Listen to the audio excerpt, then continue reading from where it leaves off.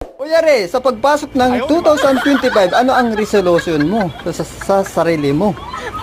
Para may paliwanag mo sa mga tao at sa mga katrabaho mo. Kunyari, pasok! Sa akin, yung iba kasi sinasabi nila, ano daw, magbagong buhay. Palitan na yung ugali. No. Masama. So, yung nangyari. Ano sinabi sa'yo? Sa akin, dagdagan dapat. Damihan pa ng pan. Magandang gawain. Kung nagkamali man, hindi mali. Tapos, Dagdagan pa rin ng pan. Mabuti. Ano lang mga sa akin. tungkol,